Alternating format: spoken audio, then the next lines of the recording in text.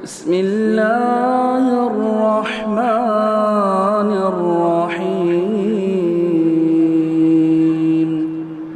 الله ولي الذين آمنوا يخرجهم من الظلمات إلى النور والذين كفروا أولياؤهم الطاغوت يخرجونهم من النور إلى الظلمات. الحمد لله رب العالمين والصلاة والسلام على سيد المرسلين وعلى آله وصحبه أجمعين ومن تبعهم بإحسان إلى يوم الدين. أعوذ بالله من الشيطان الرجيم. بسم الله الرحمن الرحيم. ياسين والقرآن الحكيم إنك لمن المرسلين على صراط مستقيم تنزيل العزيز الرحيم لتنذر قوما ما أنذر آباؤهم فهم غافلون. درس کے آغاز سے پہلے گزارش ہے شرکائے درس سے کہ جو حضرات منتشر اور پھیلے ہوئے ہیں اگر کوئی عذر نہ ہو تو قریب آئیں، مل کر بیٹھے. سنت یہی ہے. اللہ تبارک و تعالیٰ کے کلام میں آج ہمارے سامنے جس سورہ پر گفتگو مقصود ہے وہ سورہ یاسین کے نام سے مشہور ہے، اس لیے کہ اللہ تبارک و تعالیٰ نے انہی دو حروف مقطعات کے ذریعے سے اس سورہ کریمہ کا آغاز کیا ہے، لہٰذا یہی اس سورہ مبارکہ کا نام ہے. یہ مکی صورت ہے جس کی آیتوں کی تعداد 83 آیات پر مشتمل ہے. سورہ یاسین کے تعلق سے ہمارے یہاں بہت ساری فضیلتیں اور باتیں مشہور ہے. مثال کے طور پہ یہ کہ سورہ یاسین قرآن کا دل ہے. یہ روایت کسی بھی اعتبار سے صحیح نہیں ہے، بلکہ بعض محدثین نے تو اسے موضوع یعنی من گھڑت کہا ہے.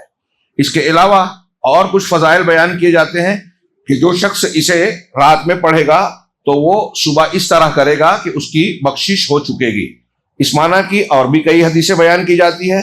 مزید یہ کہ یہ کہا جاتا ہے کہ اگر کوئی مسلمان مر رہا ہے، آخری اوقات ہیں اس کے، تو اسے اس کے سامنے سورہ یاسین کی تلاوت کی جائے. میں نے دیکھا کہ بعض علماء اس کا فتویٰ بھی دیتے ہیں اور عمل بھی کرتے ہیں، لیکن تحقیق یہ ہے کہ سورہ یاسین کی فضیلت میں اگرچہ بہت سی کئی حدیثیں ہیں، لیکن ایک بھی حدیث ثابت نہیں ہے، ایک بھی روایت درجہ صحت کو یا مقبولیت کے درجے کو نہیں پہنچتی. یہ بالکل صحیح ہے کہ سورہ یاسین اللہ کا کلام ہے. اس کے معنی، مطالب اور قرآن کے دیگر کلام الہی کی طرح اس میں بھی شفا ہے، ہدایت ہے، ذکر ہے، فرقان ہے، نصیحت ہے، روح ہے، نور ہے، سب کچھ ہے جو قرآن نے بیان کیا، حدیثوں نے بیان کیا. لیکن یہ جو حدیث میں نے جس کی طرف اشارہ کیا اس میں سے ایک بھی ثابت نہیں ہے. اور یہ بات بھی ہمیں معلوم ہونی چاہیے کہ ہمارے اسلاف میں بھی بعض لوگ، جیسا کہ میں نے ابھی کل یا پرسوں ذکر کیا کہ جھوٹی اور موضوع حدیثوں میں کے پھیلانے کے سلسلے میں سیدھے سادے نیک لوگوں کا ہاتھ تھا. امام مسلم نے اس کی وضاحت کی ہے مقدمہ مسلم میں. ایسے ہی ایک پہلو یہ بھی ہے کہ کچھ اچھا چاہنے کی اچھی نیت سے کچھ لوگوں نے قرآن کی فضیلتوں میں، فضائل میں حدیثیں بنا کر لوگوں میں مشہور کر دی. بعض لوگوں نے تو خود اس کا اعتراف کیا. نوح ابن مریم ایک شخص گزرا ہے، وہ کہتا تھا کہ میں نے دیکھا کہ لوگ قرآن سے ہٹ کر امام حنیفہ کی فقہ کی طرف زیادہ توجہ دیتے ہیں، تو لوگوں کو قرآن کی طرف توجہ دلانے، رغبت دلانے کی خاطر میں نے قرآن کی ہر صورت کے بارے میں کچھ نہ کچھ حدیثیں بنا کر لوگوں میں بیان کر دی تاکہ وہ اس کی فضیلت کو سامنے رکھتے ہوئے قرآن کی طرف متوجہ ہوں. قرآن عظیم کی طرف توجہ دلانے کے لیے میں ایسا مانتا ہوں، اور ایک اہل ایمان کو میں سمجھتا ہوں ماننا بھی چاہیے، کہ اللہ اور رسول اللہ صلی اللہ علیہ وسلم نے اس کا جو مقام، مرتبہ، مقاصد، فوائد، معجزات اور علمی گہرائیاں اور علم پر مشتمل اس کے مضامین، ان چیزوں پر سرسری نظر اگر ڈالی جائے، اس کے معجزات پر نظر ڈالے جائے، تو ہر چیز قرآن کی طرف ترغیب دینے کے لیے کافی ہے. اس کے لیے کسی جھوٹی اور بناوٹی حدیث کی خود ساختہ روایت کی ضرورت نہیں ہے. چنانچہ ایک بات یاد رکھے، اہل علم میں، محدثین میں یہ بہت مشہور ہے. امام احمد بن حنبل اور دوسرے بہت سارے محدثین کا اس طرح کا فرمان ہے کہ فضائل قرآن میں زیادہ تر حدیثیں جو قرآن کی فضیلت میں بیان کی جاتی ہیں، اس میں زیادہ تر حدیثیں ضعیف یا من گھڑت ہیں، جھوٹی ہیں۔ سورہ یاسین کی فضیلت میں بھی میں نے جیسا کہ عرض کیا، جناب محمد رسول اللہ صلی اللہ علیہ وسلم سے بطور خاص کوئی روایت ثابت نہیں ہے۔ بعض اقوال سلف اور کچھ چیزیں کچھ لوگ بزرگوں کے، علماء کے، پرانے علماء کے کچھ تجربات بیان کرتے ہیں۔ ایک آپ کا، میرا یا کسی انسان کا تجربہ الگ حیثیت رکھتا ہے، نبی کریم صلی اللہ علیہ وسلم کی سنت، آپ کی حدیث تشریعی حیثیت رکھتی ہے، وہ اللہ کی طرف سے ہونے کا درجہ رکھتی ہے۔ دونوں میں زمین و آسمان کا فرق ہے۔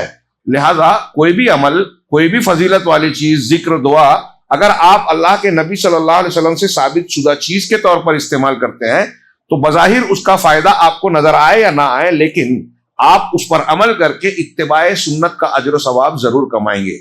اور جس میں جو اتباع ہوگی، میں نے ابھی کہا کہ فائدہ سمجھ میں آئے نہ آئے، اس کا کچھ نہ کچھ فائدہ ضرور ہوگا۔ اب اللہ کی حکمت و مشیت کے مطابق وہ آگے ہو سکتا ہے، پیچھے ہو سکتا ہے، دنیا میں ہو سکتا ہے، آخرت میں ہو سکتا ہے، کئی شکلوں میں ہو سکتا ہے، لیکن فائدہ ضرور ہوگا۔ اور اگر نبی صلی اللہ علیہ وسلم کی سنت سے ہٹ کر آپ تجربات یا دوسری چیزوں کی طرف جاتے ہیں، جیسا کہ آج امت کا ایک بڑا طبقہ ان چیزوں میں پریشان ہے، تو یا تو بدعت میں کبھی پڑ جاتا ہے، کبھی انحراف اور گمراہیاں آ جاتی ہیں، کچھ نہ کچھ انسان کے قدم ڈگمگاتے ضرور ہیں۔ لہذا محفوظ راستہ یہ ہے، محتاط راستہ یہ ہے کہ اللہ کے نبی صلی اللہ علیہ وسلم اور صحابہ سے جو چیزیں ثابت ہو کسی بھی معاملے میں دین و شریعت کے، اسی کو اختیار کیا جائے۔ یاسین، سورہ یاسین کے نام کی میں نے بتایا کہ اس سورے کے آغاز میں، جیسا کہ میں نے ابھی پڑھا، اللہ نے کہا یاسین، حروف مقطعات۔ ہاں، یہ بھی ایک مسئلہ ہے کہ اب یہ یاسین کیا ہے، تو کچھ لوگوں کا کہنا ہے کہ یہ خطاب ہے، یا سے اے، اور کوئی یا انسان، سین انسان کا، یا کوئی یا رجل کہتا ہے۔ کچھ لوگوں نے کہا کہ یاسین رسول اللہ صلی اللہ علیہ وسلم کا نام ہے، پکارا گیا انہیں۔ اور شاید اسی خیال کی بنیاد پر ہمارے یہاں سماج میں آپ کو بہت سے لوگ ملیں گے مسلمان جن کا نام رکھا جاتا ہے یاسین، کہ یہ اللہ کے رسول کا نام ہے، ورنہ ہم نے نہیں دیکھا کہ الف لام میم، حامیم، الف لام را لوگوں کا نام رکھا جاتا ہو۔ یہ یاسین جو رکھتے ہیں اسی تصور میں کہ یہ نبی صلی اللہ علیہ وسلم کا نام ہے۔ ایک یہ بھی ہے کہ ایک قول یہ ہے بعض علماء کا کہ یہ اللہ تبارک و تعالیٰ کے اسماء حسنہ میں سے ہے، لیکن یہ جتنے بھی اقوال ہیں اس پر کوئی دلیل نہیں ہے۔ شیخ صلاح الدین یوسف صاحب نے بھی یہ 3 قول پیش کر کے یہی جملہ کہا کہ ان پر کوئی دلیل، مضبوط دلیل ہے ہی نہیں، اور یہ ساری چیزیں دلیل کی محتاج ہوتی ہے۔ اللہ تعالیٰ کے اسماء و صفات کے بارے میں بھی اب تک یہ بات نہیں آئی، انشاءاللہ آئندہ میں چھیڑوں گا کیونکہ یہ بہت بنیادی اور اہم موضوع ہے۔ اللہ کے اسماء و صفات کے سلسلے میں بھی علماء اہل سنت، پوری امت کے اہل سنت والجماعت اور اہل الحق کا یہ متفقہ اصول، فیصلہ اور عقیدہ ہے کہ اللہ کا نام اور صفات یہ سارے کے سارے توقیفی ہیں، یعنی قرآن و حدیث میں جو بیان کیے گئے اسی کو مانا جائے گا، بولا جائے گا، اور اللہ کے نام کے طور پر، جسے نام کے طور پر ذکر کیا گیا ہے اسے نام مانا جائے گا، ورنہ اسے اللہ کا نام ہم نہیں کہیں گے۔ کہیں خبر والے شکل میں کوئی چیزیں بیان کی گئی ہے اس کو بھی اسم اور نام نہیں کہیں گے۔ تو بہرحال اس پر بھی کوئی دلیل نہیں ہے کہ یہ اللہ کے اسماء حسنہ میں سے ہے۔ پھر کیا ہے یہ حروف مقطعات میں سے ہے۔ حروف مقطعات کچھ خاص طور سے مکی صورتوں میں، ہاں کچھ مدنی صورتوں میں، ہاں سورے کے آغاز میں جو حروف بیان کیے گئے ہیں انہیں حروف مقطعات کہا جاتا ہے۔ اور بعض اقوال سلف کے جو اس سلسلے میں ہے کہ ان سے یہ مراد ہو سکتا ہے، تو انہوں نے، علماء کہتے ہیں کہ دراصل سمجھانے کے لیے کہا کہ ایسے الفاظ، الف لام میم، تو الف سے اللہ مراد ہو سکتے ہیں، لام سے جبرائیل، میم سے محمد، ہاں جیسا کہ بعض لوگ حضرت ابن عباس وغیرہ سے نقل کرتے ہیں۔ تو اس کی توجیہ علماء نے یہ کی کہ وہ سمجھانا یہ چاہتے ہیں کہ یہ ایک ایک حرف سے مراد کوئی ایک ایک لفظ ہے، لیکن اصلی مراد کیا ہے یہ اللہ رب العالمین جانتا ہے، اور یہ کفار مشرکین کے لیے یہ یوں ہی قرآن میں نہیں ہے۔ ہاں کچھ لوگوں نے الٹی سیدھی توجیہ کرنے کی کوشش کی۔ ایک صاحب بتا رہے تھے کہ کسی عالم نے بیان کیا کہ جیسے ہم فون اٹھاتے ہیں اور کہتے ہیں ہیلو، ایسے اللہ تعالیٰ حروف مقطعات سے ہیلو بول رہا ہے۔ انا للہ و انا الیہ راجعون۔ یہ پتہ نہیں کہاں سے لاتے ہیں۔ قرآن میں، حدیث میں کوئی بات کہنے سے پہلے ڈرنا چاہیے، سوچنا چاہیے۔ یہ مذاق نہیں ہے، اللہ کا کلام ہے۔ آپ جب کوئی بات اس کے بارے میں کہہ رہے ہیں تو اللہ اور رسول کی طرف منسوب کر رہے ہیں، یہ چھوٹی بات نہیں ہے۔ ہاں حضرت ابوبکر صدیق رضی اللہ تعالیٰ عنہ سے ایک شخص نے آ کے پوچھا کہ قرآن میں ہے سورہ عبس وتولیٰ میں، سورہ عبس میں، کہ وفاکہۃ و ابا، ہم نے تم کو فاکہہ اور ابا دیا۔ تو اس نے کہا کہ فاکہہ میوہ ہم جانتے ہیں کس چیز کو کہتے ہیں، لیکن یہ ابا ہمیں یہ نہیں پتا اس کا کیا مطلب ہے. ایک مخصوص گھاس اس سے مراد تھی. حضرت بکر صدیق رضی اللہ تعالیٰ عنہ، ابو بکر صدیق ہے یار غار نبی کریم صلی اللہ علیہ وسلم کے، انہیں بھی نہیں معلوم تھا. ان کا جواب ایسا تھا جو تفسیر کے بارے میں اہل سنت کا اصول کا درجہ رکھتا ہے. انہوں نے کہا ای سماء تذلنی و ای ارض تقلنی اذا قلت فی کلام اللہ ما لا اعلم. کون سا آسمان مجھے سایہ دے گا، کون سی زمین مجھے پناہ دے گی جب میں اللہ کے کلام کے بارے میں وہ بات کہوں گا جو مجھے نہیں معلوم ہے، جو میں نہیں جانتا. اگر کلام الہی کے بارے میں وہ بات کہوں گا تو میں کہیں بھی بچ نہیں پاؤں گا، پکڑا جاؤں گا، اللہ پکڑ لے گا. کتنی محتاط بات ہے.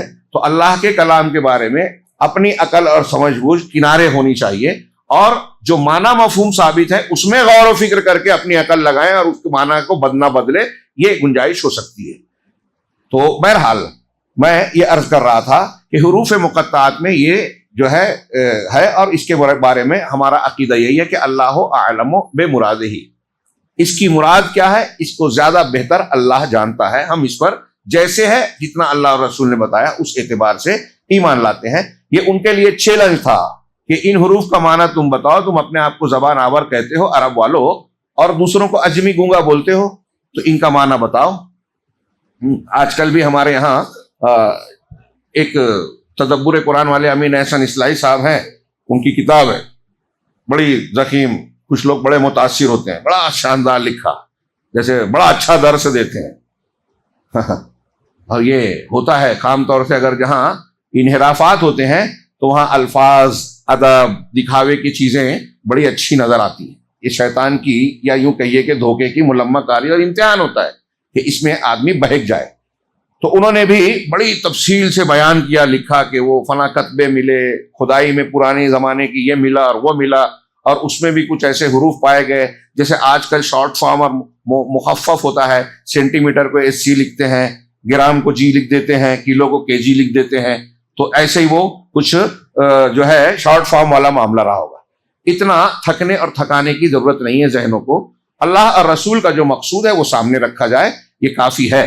چنانچہ اللہ نے فرمایا یاسین والقرآن الحکیم، اور قرآن حکیم کی قسم. حکیم کا دو معنی، حکمت والا، با حکمت، یعنی مطلب قرآن جو بھی ہے، اس کے احکامات، اس کی باتیں، اس کی ہدایات، اس کی رہنمائیاں، اس کے اصول، اس کے بیان کردہ حقوق، اس کے بیان کردہ عقائد، عبادات، سب کے سب حکمت و دانائی پر مبنی ہے. صرافت حکمت ہے، ہماری سمجھ میں آئے نہ آئے یہ حکمت ہے. تو قرآن حکیم ہے. اور حکمت کا دوسرا معنی محکم، پختہ، مستحکم. اس میں کوئی کجی، کوئی جھول، کوئی کمزوری نہیں ہے. قرآن کی 6000 آیتوں کو پہلے سے ابتدا سے لے کے آخر تک پڑھ جائیں. یہ کوئی معمولی بات نہیں ہے. کسی انسان کی کتاب اور کلام میں ایسا ہو ہی نہیں سکتا. اس سے آدھا اور آدھے سے بھی آدھا لکھے کوئی تو آپ کو کئی خامیاں، کئی نقص، کئی جگہ پر بہت اچھا لکھتا ہے لیکن کہیں آپ کو کمزور ملے گا، کچھ نہ کچھ ملے گا. یہ 6000 آیتیں سب کے سب محکم ہیں، اپنے معنی میں، اپنے الفاظ میں، اپنے اعجاز میں، معجزہ ہونے میں، ہر اعتبار سے انتہائی مضبوط. لوگوں نے اس پر بحثیں کی ہیں، ہم لوگ صرف سرسری طور سے گزرتے ہیں. علمی، نحوی، ادبی، لغوی، بلاغت کے اعتبار سے آپ دیکھیں گے کہ قرآن کے پر کتابیں لکھی گئی ہیں، زندگیاں کھپا دی لوگوں نے، اور عجیب عجیب نکات، باریکیاں، گہرائیاں، بلاغت کے اصول، چاشنیاں پیش کی ہیں کہ اس کے اندر کیا کیا گہرائی ہے. آپ دیکھیں گے کہ قرآن میں اللہ نے اگر ایک لفظ استعمال کیا ہے، اس لفظ کا جو معنی ہوتا ہے ترجمہ ہم کر دیتے ہیں. عربی زبان میں اس معنی کے لیے اور بھی 10 20 50 لفظ موجود ہیں. عربی بڑی زرخیز زبان ہے. ایک ایک معنی کے لیے 300 350 400 الفاظ ہیں. شیر کے لیے، بارش کے لیے، الگ الگ بارش کی کیفیت کے لیے، ہاں سب الگ الگ الفاظ ہیں. ہر ایک کی معنویت دوسرے سے الگ ہو جاتی ہے. اللہ کے ناموں میں دیکھیے کئی ناموں کو ہم اللہ کا جاننے والا، علم والا کہتے ہیں. خبیر، علیم، شہید، مطلع، ہاں اور جو ہے اور بھی اس طرح کے کئی نام ہیں. سب کا معنی لطیف، باریک بھی، باریکی سے جاننے والا. لیکن معنی آپ سوچتے ہیں یا ایک آدمی سوچتا ہے کہ سب تو ایک ہی معنی دے رہے ہیں. نہیں، سب کے الگ الگ پہلو ہیں اور ہر ایک اپنے معنی میں کامل ہے. تو ایسے ہی آپ دیکھیں کہ قرآن میں جو لفظ ایک کہیں استعمال ہوا ہے، اس معنی کا اور بھی کئی الفاظ عربی زبان میں ہیں. اب دوسرے الفاظ کو اگر وہاں اسے ہٹا کے رکھا جائے جو قرآن میں استعمال ہوا ہے تو اس میں کمی اور خامی نظر آئے گی۔ اہل علم نے بحث کیا کہ اللہ نے یہاں یہی لفظ کیوں استعمال کیا؟ تو سیاق و سباق سے معنی اور مفہوم اور جو اس کی مراد ہے وہاں وہی لفظ سب سے زیادہ منطبق اور فٹ ہوتا ہے۔ دوسرا لفظ ہٹا دیجئے، اس میں کمی آ جائے گی، وہ بات نہیں رہے گی۔ تو اسی لیے قرآن کا جو معجزہ ہے وہ حیرت انگیز ہے۔ بعض علماء نے کوشش کی اس کا چیلنج کا قبول کرنے کی۔ یورپ کے ایک پرانا واقعہ ہے، شاید میں نے اس سے پہلے بیان کیا یا آپ نے دوسروں سے سنا ہو، پرانی بات ہے، اور ایسے 50 سینکڑوں ہزاروں واقعات ہیں کہ ایک صاحب نے کسی سے کہا، کئی لوگوں سے کہا کہ قرآن کہتا ہے کہ، کئی مسلمانوں سے پوچھا قرآن کہتا ہے کہ اس کے جیسا کلام بنایا نہیں جا سکتا، تو کہا ہاں، کہا مجھے تو ایسا نہیں لگتا، میں نے تو پڑھا ہے، مجھے تو لگتا ہے کہ میں ایسا کلام بنا سکتا ہوں، آپ بتائیے مجھے کیسا لکھنا ہے، بتانا ہے۔ تو وہ اتنا چرب زبان اور اس طرح کے سوال کرنے والا ڈاکٹر تھا، میڈیکل ڈاکٹر، کہ عام طور سے جن مسلمانوں سے اس کی بات ہوئی وہ اس کو شاید جواب نہیں دے سکے۔ اس کا خود کا بیان، اسے پتا چلا ایک دن برٹش گورنمنٹ کی، برطانیہ میں تھا، لندن میں، برٹش گورنمنٹ کی طرف سے اسے ہدایت ملی کہ ہمارے ملک کے دورے پر سعودی عرب کے فرما رواں شاہ فیصل آ رہے ہیں، شاہ فیصل کا زمانہ، اور گورنمنٹ پروٹوکول سے ڈاکٹروں کو اور ان کی ٹیم کو تیار رکھا جاتا ہے ایسے مہمانوں کے لیے، تو اگر ضرورت ہوئی تو آپ کی خدمات دی جائے گی۔ کہا مجھے بڑا اچھا موقع ملا کہ ایک مسلم ملک، اور وہ بھی ایسا ملک جہاں مسلمانوں کا مرکز ہے، قبلہ ہے مکہ مدینہ، اس ملک کا فرما روا مجھے اگر موقع ملتا ہے تو اب میں اس سے سوال کروں گا، اور اگر اس نے اطمینان بخش جواب نہیں دیا تو میں سمجھوں گا کہ قرآن کا یہ دعویٰ کھوکھلا ہے، کم سے کم اسے تو مجھے کچھ جواب دینا چاہیے۔ مختصر یہ کہ موقع مل گیا گفتگو کا چیک اپ کرتے ہوئے، اس نے کہا کہ میں آپ سے قرآن کے بارے میں ایک سوال کروں تو آپ کو کوئی اعتراض تو نہیں ہوگا؟ کہا بالکل پوچھ سکتے ہو۔ تو اس نے سوال دہرایا اپنا کہ قرآن یہ چیلنج کرتا ہے؟ شاہ فیصل نے کہا ہاں۔ کہا لیکن مجھے تو ایسا نہیں لگتا، مجھے لگتا ہے کہ میں ایسا کلام بنا سکتا ہوں۔ کہا یہ سنتے ہی شاہ فیصل لیٹے ہوئے تھے، اٹھ کر بیٹھ گئے اور مسکراتے ہوئے کہا کہ آپ یہ بات جو کہہ رہے ہیں تو میرا سوال یہ ہے کہ کیا آپ عربی زبان جانتے ہیں؟ تو کہا ان کے جواب کی بجائے اس سوال کرنے پر میں چونک پڑا کہ انہوں نے بجائے مجھ سے کہا، میں نے کہا کہ نہیں، تو ہنسنے لگے وہ کہ پھر آپ یہ کیسے کہہ رہے ہیں؟ جب آپ کو عربی زبان آتی ہی نہیں تو پھر آپ یہ دعویٰ کیسے کر رہے ہیں کہ میں قرآن کے جیسا کلام بنا سکتا ہوں؟ ارے اللہ نے جو کلام اتارا، اللہ کا جو کلام ہے وہ تو عربی زبان میں ہے نا۔ اب عربی زبان کی جو نزاکتیں ہیں، باریکیاں ہیں، معنویت ہے، گہرائی ہے، بلاغت وغیرہ کے اصول ہیں، وہ تو اسی زبان میں نظر آئیں گے جس زبان میں اللہ نے اپنا کلام نازل فرمایا ہے۔ جب آپ اس زبان کو جانتے ہی نہیں تو آپ یہ کیسے کہہ سکتے ہیں کہ اس جیسا کلام بنا سکتے ہیں؟ اگر آپ کو یہ دعویٰ کرنا ہے تو پہلے آپ عربی سیکھیے۔ آپ یہ دعویٰ اس لیے کر رہے ہیں کہ آپ نے کچھ ترجمے پڑھے ہیں، ترجمہ اللہ نے تو نہیں کیا نا، اللہ کے کلام کا ترجمہ انسانوں نے کیا، اور انسانوں نے جو ترجمہ کیا ہے اس میں انسانوں کی خامیاں، ان کے اپنے بیان کا انداز، معیار اس میں وہ آئے گا۔ تو آپ کو لگ رہا ہے کہ یہ اللہ کا کلام ہے، یہ اللہ کا کلام نہیں ہے، اللہ کے کلام کی ترجمانی ہے، ٹرانسلیشن ہے۔ اگر آپ جاننا چاہتے ہو، مختصر بات لمبی ہو گئی، ہاں مختصراً یہ کہ اس کو یہ بات لگی اور ٹھیک لگی، معقول لگی، انہوں نے آکسفورڈ یا کیمبرج، آکسفورڈ یونیورسٹی میں جو ہے ٹیوشن لیا، عربی شعبے کے جو ہیڈ آف دی ڈپارٹمنٹ تھے اس سے بات چیت کی، گزارش کی اور ان سے عربی سیکھنے کا ٹیوشن لیا۔ سال بھر تک عربی سیکھتا رہا، قرآن پڑھتا رہا، اور سال بھر میں اس کو اتنی عربی آ گئی کہ اس نے کہا کہ اب مجھے یقین ہے کہ قرآن کے جیسا کلام کوئی لا نہیں سکتا، اور میں کلمہ پڑھتا ہوں، اسلام قبول کر لیا۔ یہ قرآن کا معجزہ میں اس تناظر میں پیش کر رہا ہوں کہ اللہ کے کلام کی کیا کیا خوبیاں ہیں، یہ قیامت تک نئی نئی سامنے آتی رہے گی، اس کے معجزات ختم نہیں ہوتے، ہر غوطہ خور کے لیے نیا موتی ہے۔ اللہ نے فرمایا والقرآن الحکیم، محکم مضبوط قرآن کی قسم۔ کتنی بڑی قسم ہے، قرآن پوری دنیا کے سامنے ہے، چیلنج بن کے اپنے دور نزول سے لے کے قیامت تک کے سامنے ہے کہ کسی کو اگر شک شبہ ہے کہ یہ اللہ کا کلام ہے، اس جیسی چند صورتیں، ایک صورت، چند آیتیں، ایک آیت بنا کے لائے، اور یہ بھی چیلنج کیا، یہ خبر دی، چیلنج کے ساتھ خبر بھی دی قرآن نے، قُلْ لَئِنِ اجْتَمَعَتِ الْإِنسُ وَالْجِنُّ عَلَىٰ أَن يَأْتُوا بِمِثْلِ هَٰذَا الْقُرْآنِ لَا يَأْتُونَ بِمِثْلِهِ وَلَوْ كَانَ بَعْضُهُمْ لِبَعْضٍ ظَهِيرًا، کہ اگر یہ سارے انسان اور جنات اکٹھا ہو جائیں، اکیلے نہیں، سب مل کر بھی اگر یہ کوشش کریں کہ اس قرآن کے جیسا کوئی کلام لائیں تو نہیں لا سکتے، چاہے ایک دوسرے کے مددگار ہو، سب اکٹھا ہو کر۔ کتنی بڑی بات ہے۔ تو یہ اتنا بڑا قرآن، اس کی قسم اللہ نے کھائی۔ اللہ جب کسی کی قسم کھاتا ہے تو آگے کے مضمون سے اس کا معنوی ربط ہوتا ہے. یہ بھی ایک پہلو دماغ میں رہیے. قرآن میں بہت سی قسمیں ہیں. انسان مخلوق کی قسم نہیں کھا سکتا, اللہ کھا سکتا ہے, قسم دے سکتا ہے. کیوں؟ وہ گواہ بناتا ہے اس مضمون پر کہ دیکھو یہ چیز اور تم جو آگے بات بیان کی جا رہی ہے اس سے اس کا ربط ہے, تعلق ہے, اس سے پوچھ لو, یہ گواہی دے گا. ہاں تو قرآن حکیم کی قسم. اب قرآن حکیم کی قسم, انکا لمن المرسلین, یقیناً آپ رسولوں میں سے ہیں. کفار مکہ آپ کو رسول نہیں مانتے تھے. قرآن نے ذکر کیا کہ یہ کہتے ہیں کہ آپ رسول نہیں ہیں, آپ کا مذاق اڑاتے ہیں. تو قرآن کی قسم, قرآن حکیم کی قسم, یقیناً آپ اللہ کے رسول ہیں. ہاں, علی صراط مستقیم رسول بھی ہے, اور یہ بھی ہے کہ آپ جس راستے پہ وہ صراط مستقیم ہے. نبی کا راستہ قرآن کہہ رہا ہے صراط مستقیم ہے.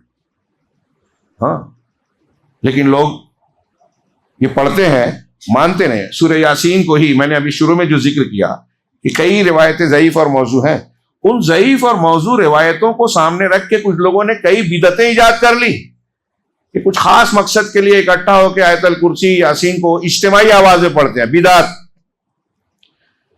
مرنے والے کے سامنے قرآن سورہ یاسین پڑھتے ہیں تاکہ موت آسان ہو جائے. علامہ البانی نے اسے بدعت لکھا ہے.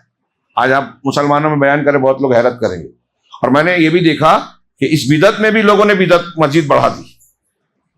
ہمارے ہاں کچھ لوگوں نے آ کے بتایا کہ اب جو مرنے والے کے پاس ہم لوگ یاسین پڑھتے ہیں اور پھر پھیر مبین.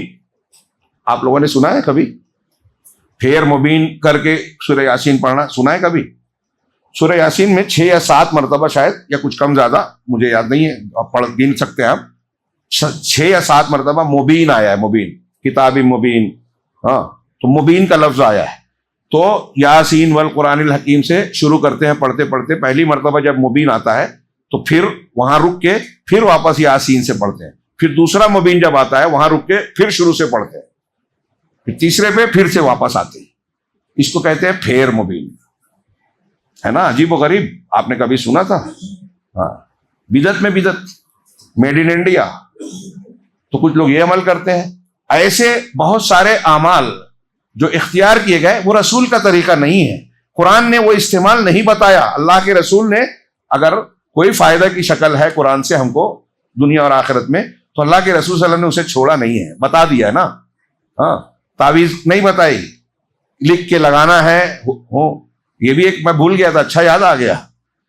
میں نے دیکھا کہ حروف مقطعات لکھی ہوئی انگوٹھیاں بکتی ہیں.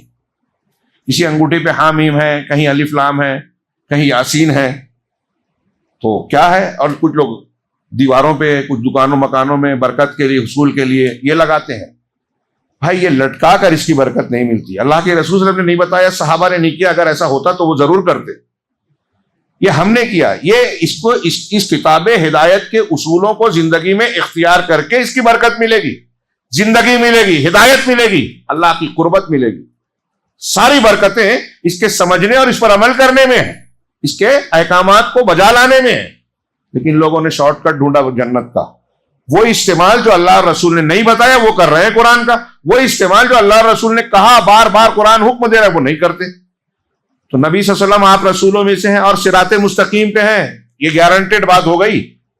اللہ نے جس کو کہہ دیا کہ صراط مستقیم پہ ہے, کیا اس میں شک و شبے کی گنجائش ہے؟ ہمارا ایمان ہے نا قرآن پہ. اب کوئی اللہ کے رسول کو چھوڑ کر کسی اور کے راستے کو صراط مستقیم سمجھے کہ یہ میرا یہ مسلک ہے, صحیح ہے, اگرچہ اللہ کے رسول کے خلاف ہے, تو کیا وہ صحیح ہو سکتا ہے؟ اللہ کی بات کے خلاف ہوگا وہ. آپ رسولوں میں سے ہیں, صراط مستقیم پہ ہیں. اور یہ جو قرآن ہے تنزیل العزیز الرحیم, یہ عزیز رحیم جو بڑا غالب ہے اور بڑی رحمت والا ہے. اس کے فیصلوں میں غلبہ ہے اور اس کے معاملے میں رحمت ہے. بندوں کے ساتھ غصے میں اس نے معاملہ نہیں کیا, اس کی رحمت غالب ہے. تو وہ عزیز بھی ہے, رحیم بھی ہے, اس کی طرف سے نازل شدہ ہے. ہاں, لتنذر قوما ما انذر آباؤہم فہم غافلون. یہ اس لیے یہ قرآن کیوں دیا گیا, صراط مستقیم کیوں دی گئی, آپ کو رسول کیوں بنایا گیا؟ تاکہ آپ ان لوگوں کو ڈرائیں جن کے آبا کو اس سے پہلے نہیں ڈرایا گیا, اس حال میں کہ وہ غافل ہے. مکہ کے لوگ اور مکہ کے جو آبا و اجداد تھے, ان کی نسل چلی آ رہی تھی, ان میں حضرت ابراہیم اور اسماعیل کے بعد کوئی نبی نہیں آیا. یہی ان آیتوں کا معنی ہے. مفسرین یہی کہتے کہ ڈرائے گا. حضرت ابراہیم اور حضرت اسماعیل تو خود نبی تھے. اب ان کی نسل میں نبی نیا نہیں آیا، لیکن ان کی تعلیمات تھیں. اور بنی اسرائیل اور اسحاق علیہ السلام، یعقوب علیہ السلام، ان کی نسل میں انبیاء کا سلسلہ چلا حضرت عیسیٰ علیہ السلام تک. اور پھر وہاں سے ہٹ کے محمد رسول اللہ صلی اللہ علیہ وسلم نبی بنائے گئے حضرت اسماعیل کی اولاد میں. حضرت اسماعیل کے اور آپ کے درمیان نبی نہیں تھا. یہی کہا گیا کہ کوئی نیا نبی آ کے ان کو ڈرایا نہیں. اب یہ غفلت کا شکار ہیں، ملت ابراہیمی سے ہٹ گئے ہیں. تو آپ کو اس لیے بھیجا گیا، آپ پر قرآن اس لیے نازل کیا کہ آپ ان کو ڈرائیں. اب کیسے ڈرائیں یا کس چیز سے ڈرائیں؟ تو قرآن سے ڈرانا ہے. اور کس چیز سے ڈرانا ہے، کیا ڈر کی بات ہے؟ تو آگے کی آیتوں میں جو اس سورے کا بنیادی مرکزی مضمون ہے، وہ مضمون آیت نمبر 12 میں آتا ہے کہ اللہ تبارک و تعالیٰ نے یہ ذکر کیا ہے کہ یہ دنیا کھیل تماشا نہیں ہے، بلکہ تم لوگ جو مر جاؤ گے، اس دنیا میں جو سسٹم ہے کہ جو آئے گا مرے گا، تو مرنے کے بعد وہ مٹی میں مل کے ختم ہو جائے گا اور بھولی بسری بات ہو جائے گی. ایسا نہیں ہے، بلکہ اللہ محیی الموتیٰ ہے، مردوں کو پھر سے زندہ کرے گا، سامنے لائے گا، حساب و کتاب لے گا. ہاں، چنانچہ اللہ نے آیت نمبر 12 میں کہا انا نحن نحیی الموتیٰ ونکتب ما قدموا وآثارهم وکل شیء احصیناہ فی امام مبین، کہ یقیناً ہم مردوں کو زندہ کرتے ہیں اور لکھتے ہیں وہ ساری چیزیں جو انہوں نے آگے بھیجی اور جو پیچھے چھوڑی. آگے بھیجی مطلب ہم نماز، روزہ، حج، زکوٰۃ، صدقہ، خیرات، خرچہ اللہ کے راستے میں جو کرتے ہیں وہ آگے بھیج رہے ہیں، نامہ اعمال میں درج ہو رہا ہے. اور پیچھے کیا بھیج رہے ہیں؟ آثار کا دو معنی کیا. ایک آثار ہمارے وہ ہے کہ دنیا میں ہم وہ نیکیاں کرتے ہیں، کوئی سنت حسنہ جاری کی. اب یہ جیسے مسجد بنائی، کوئی ایسا سسٹم بنائے کہ لوگوں کی مدد ہوتی رہے، نئی بدعت، نیا طریقہ نہیں، سنت کے طریقے میں کوئی ایسا سسٹم بنا دیا کہ لوگ اس پر عمل کر کے نیکی کر رہے ہیں شریعت کے دائرے میں. اللہ کے نبی صلی اللہ علیہ وسلم، جس نے من سنت سنتن حسنہ، صدقہ و خیرات کرنے کے سلسلے میں جو اچھی سنت، اچھا طریقہ راج کرے گا، تو بعد میں جو بھی اس کو دیکھ کر عمل کرے گا، اس کو تو اپنے عمل کا اجر و ثواب ملے گا، اس کو بھی ملے گا، لیکن جو دیکھ کر رہا ہے اس کے اجر کے ساتھ ساتھ اتنا ہی اجر اس کو بھی ملے گا. دونوں کے اجر میں کوئی کمی نہیں ہوگی. ایک یہ ہے. اس طرح اللہ کے رسول مشہور حدیث ہے کہ اذا مات الانسان انقطع عنہ عملہ الا من ثلاث، انسان جب مر جاتا ہے تو اس کے عمل کا سلسلہ کٹ جاتا ہے سوائے 3 چیزوں کے. علم ينتفع به، ایسا علم جس سے فائدہ اٹھایا جاتا رہے، باپ ہے، استاذ ہے، مبلغ اور داعی ہے، کسی کو کچھ تعلیم دی، سکھایا، دین، توحید، سنت، مر گیا یہ اور وہ اس کی تعلیم پر عمل کر رہا ہے، اجر ملے گا جب تک وہ عمل کرتا رہے گا. ہاں، اور علم اور صدقۃ جاریہ یا صدقہ جاریہ، مسجد بنوائی، کنواں کھدوایا، جھاڑ لگایا، درخت لگایا، ہاں، اور کوئی ایسی چیز کی، درخت وغیرہ لگائی کہ یہ مر گیا، پرندے، انسان، جانور، کوئی بھی اس سے فائدہ اٹھا، جب تک فائدہ اٹھایا جاتا رہے گا اجر و ثواب ملتا رہے گا مرنے کے بعد بھی. یہ آثارہم ما قدموا، جو پیچھے آثار چھوڑے ہیں. ہاں، اسی طرح نیک اولاد جو اس کے لیے دعا کرتی رہے، یہ مرنے کے بعد یہ بھی اجر و ثواب کا باعث ہوں گے، کیونکہ نیک اولاد کی تعلیم میں، تربیت میں، پالنے پوسنے میں ماں باپ محنت کرتے ہیں، قربانی دیتے ہیں، ان کی سب سے بڑی کمائی ہے وہ کسب، اعلیٰ کسب. تو اب اپنی محنت مر جانے کے بعد یہ جو نیکی کر رہا ہے ان کی تعلیم و تربیت اور ان کی دیکھ بھال کا نتیجہ ہے، اس لیے اجر و ثواب ملتا رہے گا. یہ ما قدموا وآثارہم میں آثارہم کے معنی میں اہل علم نے ایک یہ بیان کیا اور ایک یہ کہ انسان نیکیاں کرنے کے لیے جو قدم بڑھاتا ہے، جیسے حدیثوں میں ہے کہ مسجد کی طرف ایک آدمی، بنو سلمہ کا گھر دور تھا، قریب کرنا چاہتے تھے، اللہ کے رسول نے کہا نہیں، وہیں رہنے دو، جتنا تم مسجد کے لیے آؤ گے جاؤ گے، ہر قدم کے بدلے تم کو اجر و ثواب ملے گا. اہل علم نے، حافظ صلاح الدین نے، علامہ ابن کثیر نے اور دوسرے لوگوں نے کہا کہ دونوں معنی صحیح ہو سکتے ہیں اور دونوں نیکیاں ہیں کہ جتنا اس نقش قدم کا معاملہ رہے گا اتنا ثواب بڑھتا جاتا ہے. تو ان کو بھی ہم لکھ لیتے ہیں اور ہر چیز کو ہم نے واضح کتاب یعنی لوح محفوظ میں، کچھ لوگوں نے کہا نامہ اعمال، ہم اس میں درج کر رکھا ہے. تو اس آیت میں اللہ تبارک تعالیٰ نے مردوں کو زندہ کرنے، آپ دیکھیے کہ اللہ کے رسول کو قرآن کی قسم کر کے بتایا گیا کہ آپ رسول ہیں، آپ کو لوگوں کی طرف ہدایت کے لیے بھیجا گیا، آپ صراط مستقیم پہ سیدھے راستے، اور آپ کو اس لیے بھیجا گیا کہ ڈرائیں. تو کس لیے ڈرائیں؟ کہ آپ دوبارہ ان کو زندہ کیا جائے گا اور زندہ کیا جائے گا، حساب کتاب لیا جائے گا، اس سے ڈرائیں. اور وہاں اس دن کے ڈر سے بچنا ہے تو آپ کے صراط مستقیم کو، صحیح منہج کو عقید عمل میں اختیار کرنا ہوگا. اور اللہ تبارک و تعالیٰ نے سورہ یاسین کے خاتمے میں بھی مردوں کو زندہ کرنے کا تذکرہ کیا. اللہ تبارک و تعالیٰ نے کہا قل یحییھا الذی انشأھا اول مرۃ وہو بکل خلق علیم. بعض کا دوبارہ زندہ کیے جانے کا جو لوگ انکار کرتے ہیں، اس سورہ یاسین میں کئی دلیلیں دی ہیں عقلی طور پر کہ غور کرو، تمہاری عقل بھی گواہی دے گی کہ جس ذات نے پہلی مرتبہ پیدا کیا اس کے لیے دوبارہ زندہ کرنا کون سا مشکل کام ہے. یہ ایک دلیل ہے، غور کیجئے. کسی چیز کو پہلی مرتبہ بنانا مشکل ہے یا دوسرا؟ قرآن نے کئی جگہ یہ دلیل دی کہ دوسری مرتبہ تو اور زیادہ آسان ہے. یہ ہمارے سمجھنے کے اعتبار سے، ورنہ اللہ کے لیے تو مشکل کچھ بھی نہیں ہے. ہاں، تو اللہ نے کہا کہ آپ ان سے کہیے کہ اسے زندہ وہی کرے گا جس نے پہلی مرتبہ انہیں وجود بخشا، اور وہ ہر مخلوق کو خوب جاننے والا ہے. ہاں، وہ مٹی میں مل جائے، پانی میں بہ جائے، جانور اس کو نوچ لے، خوب جانتا ہے کون کہاں ہے اور کیسے پیدا کرنا ہے. وہ حکم دے گا، سب ہو جائے گا. یہ جو بیان کیا اللہ نے شروع اور آخر میں، اس مضمون کو گویا سورہ یاسین کا مرکزی عنوان اس سے بن رہا ہے کہ بعث اور آخرت کا، دوبارہ زندہ مرنے کے بعد دوبارہ زندہ کیے جانے کے عقیدے کو بیان کیا جائے اور اسے ثابت کیا جائے. اس صورت کے موضوعات میں اللہ تبارک و تعالیٰ نے یہ ذکر کیا کہ اللہ تعالیٰ بندوں کے ایک ایک عمل کو گنتا ہے، درج کرتا ہے، شمار کرتا ہے. ہم بھول جائیں لیکن اللہ رب العالمین وما کان ربک نسیا نہیں بھولتا، اور اللہ تو نہیں بھولتا کافی تھا، لیکن حجت پوری کرنے کے لیے اس نے کئی چیزیں بیان کی ہیں. اس سورہ مبارکہ میں بھی اس کا ذکر ہے. ایک تو یہ کہ نامہ اعمال میں، لوح محفوظ میں، کتاب میں سب درج ہو رہا ہے، اور اس کو درج کرنے والے مکرم فرشتے ہیں، کرامن کاتبین، ہاں، عزت دار لکھنے والے. وہ جھوٹے نہیں ہیں، گناہ نہیں کرتے، ظلم نہیں کرتے، جتنا ہے جو ہے وہی لکھتے ہیں، اور سب جانتے ہیں آپ کیا سوچتے ہیں. اللہ نے طاقت دی، وہ بھی جانتے ہیں، تو وہ ہر چیز وہ درج کر رہے ہیں، لکھ رہے ہیں. اور سورہ مبارکہ میں آپ اور بھی پوچھیں کہ انسان کے لیے اور بھی کئی گواہیاں ہوں گی. یوم نختم علی افواہہم وتکلمنا ایدیہم وتشہد ارجلہم بما کانوا یکسبون. سورہ یاسین کی آیت کہ اس دن ہم ان کے منہ پر تالے لگا دیں گے، یعنی مہر لگا دیں گے. منہ پر مہر لگانے کے لیے کی ضرورت کیوں آئے گی؟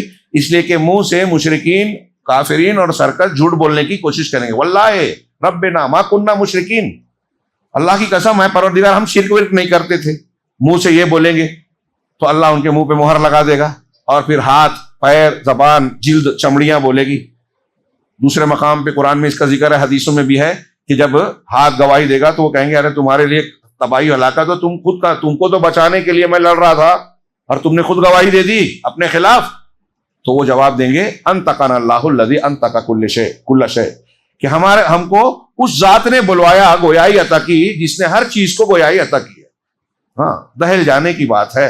ہاں، ہم سی سی ٹی وی کیمرے سے ڈرتے ہیں. آج کہتے ہیں کہ جس محلے اور پڑوس میں سی سی ٹی وی ہوتے ہیں وہاں چوریاں کم ہو جاتی ہیں.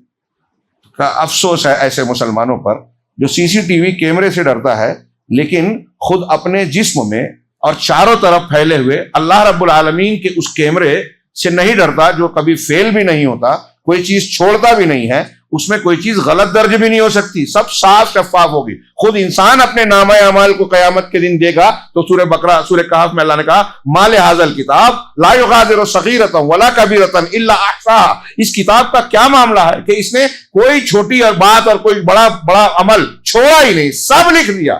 اسی کا ذکر اس سورہ میں آیت نمبر 12 میں اللہ نے فرمایا.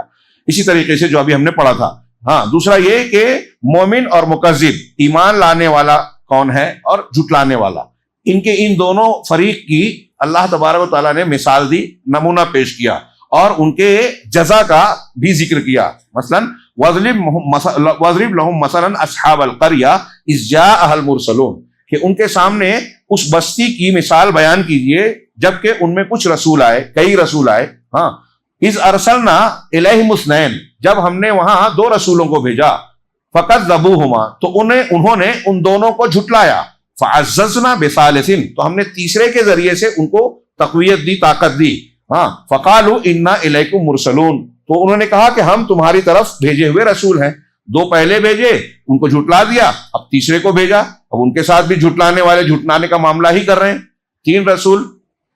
اس پہ علماء نے بڑی بحث کی، مفسرین نے کہ کون سی بستی ہے، کون سے رسول تھے، ان کی تفصیل جاننے کی کوشش کی، لیکن اس کی تفصیل صحیح ثبوتوں یا روایتوں کے مطابق نہیں ہے. قرآن نے جتنا کہا ہے بس اتنی ہی وضاحت ہے اور معلوم ہے. پھر اس میں اللہ تبارک و تعالیٰ نے آگے جو بیان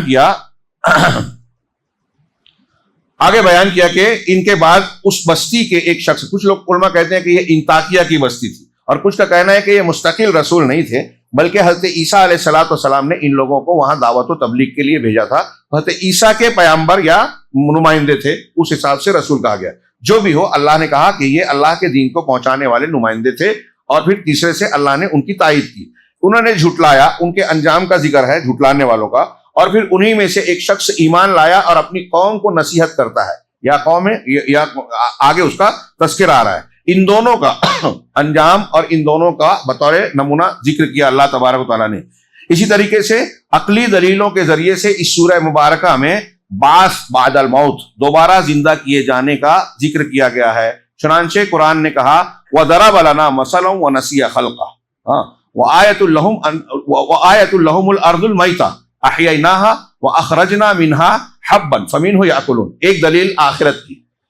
ہمارے یہاں لوگ کہتے ہیں نا, عقل میں نہیں آتی بات. کفار مکہ جیسے کہتے تھے کہ دوبارہ کیسے زندہ ہوں گے, ہم مر گئے, سڑ گئے, گل گئے, بھونگی مٹی بن گئے, ہماری ہڈیاں جو ہے مٹی میں مل گئی, بھونگی ہو گئی, تو اللہ اس کو کیسے زندہ کرے گا, وہی رمیم, جبکہ یہ فرسودہ اور بوسیدہ ہو چکی ہے, مٹی میں مل چکی ہے, کیسے زندہ کرے گا. تو اللہ نے ایک جواب یہ دیا وَآیَةٌ لَهُمُ الْأَرْضُ الْمَيْتَةُ, ان کے لیے مردہ زندگی ایک نشانی ہے. احییناہا, وہ مردہ تھی ہم نے زندہ کر دیا. جب زمین مردہ ہوتی ہے تو کسان کتنا بھی بیج ڈال دے, اس میں پودے فصل اگتی ہے کیا؟ نہیں, وہ مردہ ہو جاتی ہے. لیکن جیسے ہی بارش ہوتی ہے پھر سے جی اٹھتی ہے اور شادابیاں آ جاتی ہیں. تو اللہ کہ ہم نے اس کو زندہ کیا.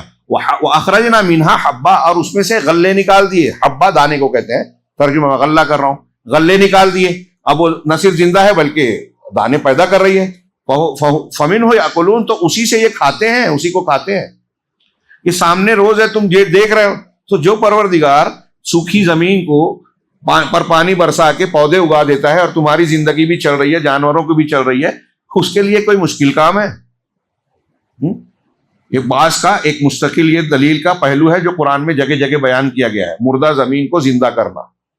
دوسری دلیل یہ بھی ہے کہ وَضَرَبَ لَنَا مَثَلًا, ہمارے لیے وہ ایک مثال دیتا ہے. وَنَسِيَ خَلْقَهُ, اور خود اپنی بناوٹ, اپنی پیدائش کو بھول گیا وہ آدمی جو کہہ رہا ہے کہ ارے کیسے اللہ زندہ کرے گا. تو خود اپنے آپ کو سوچ کیسے زندہ ہوا. اللہ کہہ رہا ہے کہ اپنے پیدائش کو میں زندہ ہوں, آپ جو کہہ رہا ہے اسے مجھے تو ہے کہ نہیں ہے. کیسے ہوا, کس نے پیدا کیا؟ اگر وہ بولتا ہے ماں باپ نے, تو ماں باپ کو کس نے پیدا کیا؟ حضرت آدم تک چلے جائیں, پھر ان کو کس نے پیدا کیا؟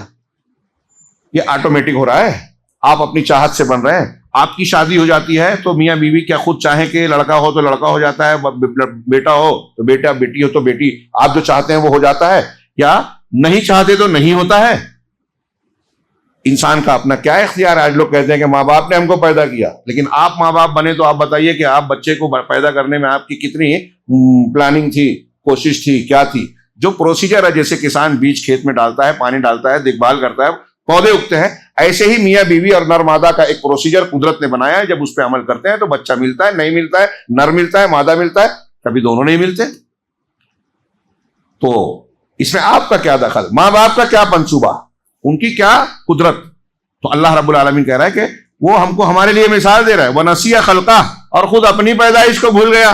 قُلْ قَالَ مَن يُحْيِي الْعِظَامَ وَهِيَ رَمِيمٌ, تو آپ کہیے کہ کون ہے جو وہ کہتا ہے, معاف کیجیے, قَالَ مَن يُحْيِي, وہ کہتا ہے کافر مشرک کہ کون ہڈیوں کو زندہ کرے گا جبکہ وہ بوسیدہ ہو چکی ہیں, بھونگی ہو چکی ہیں. قُلْ يُحْيِي الَّذِي أَنشَأَهَا أَوَّلَ مَرَّةٍ, آپ ان سے کہیے, اس سے کہیے کہ اسے وہی زندہ کرے گا جس نے پہلی مرتبہ پیدا کیا. وَهُوَ بِكُلِّ خَلْقٍ عَلِيمٌ, اور وہ ہر مخلوق, ہر خلق کا خوب جاننے والا ہے. یہ ایک دلیل دی, آپ اس پر غور کرتے جائیے. میں آگے بڑھ رہا ہوں, بہت ہی شاندار دلیل ہے. جس نے پہلی مرتبہ کیا, پہلی مرتبہ پیدا کرنے میں تو کچھ تھا ہی نہیں. اب آپ یہ بولتے ہو کہ وہ مٹی میں مل گیا, اس کو پرندوں نے کھا لیا, شیر نے پھاڑ دیا, پانی میں گل گیا, تو کیسے اللہ جمع کرے گا؟ ارے یہ تھا تو گلا مٹا نا, جب نہیں تھا تو اللہ نے بنا دیا. حدیثوں میں ہے کہ عجب الذنب, انسان کی, ہم جس کو کہہ لیں دمچی, ڈاکٹر لوگ کہتے ہیں دمچی, آپ کی ریڑھ کی ہڈی ہماری جہاں ختم ہوتی ہے وہاں تھوڑا سا ہڈی میں ابھار ہوتا ہے, اس کو دمچی کہتے ہیں. عربی میں عجب الذم حدیث میں کہا گیا کہ انسان پورا جب مٹی میں مل جائے گا, تو اس ایک چھوٹے سے ٹکڑے سے کو اللہ حکم دے گا پھر سے وہی انسان پورا اکٹھا ہو کر سارے اجزاء وہاں جمع ہو جائیں گے اور وہ پھر سے بن جائے گا۔ اس میں کون سی بڑی بات ہے؟ آج کی تاریخ میں کلوننگ ہوتی ہے، ہاں وہ ابھی میڈیکل سائنس میں اختلافات چل رہے ہیں، کرنا چاہیے نہیں کرنا چاہیے۔ انسانوں کی کلوننگ پہ انٹرنیشنل لیول پہ بین ہے کہ نہیں کر سکتے، اس سے بہت سا معاملہ بگڑے گا، فساد ہوگا، یہ ہوگا وہ ہوگا۔ جانوروں کی کلوننگ کر کے جو ہے تجربہ کیا گیا۔ تو کلوننگ میں کیا ہوتا ہے؟ انسان کا ایک سیل کسی بھی حصے کو لے کر اس کو جو بھی پروسیجر ہے سائنسی اس میں ڈال کے جو ہے بنایا جاتا ہے، وہ پھر سے ایک انسان آپ کا سیل لے کے، ان کا دعویٰ ہے کہ آپ ہی کے جیسا ایک پورا انسان بن جائے گا۔ اب بتائیے، ابھی انسان کا یہ دعویٰ ہے تو جو لوگ اسے ناممکن کہہ رہے تھے، ایک سیل سے وہ پھر سے وہی آدمی دوبارہ بنا دیں گے، ایسا دعویٰ ہے انسانوں کا۔ ابھی صحیح غلط اور اس کی تفصیل چھوڑ دیجیے، لیکن یہ دعویٰ تو ہے نا۔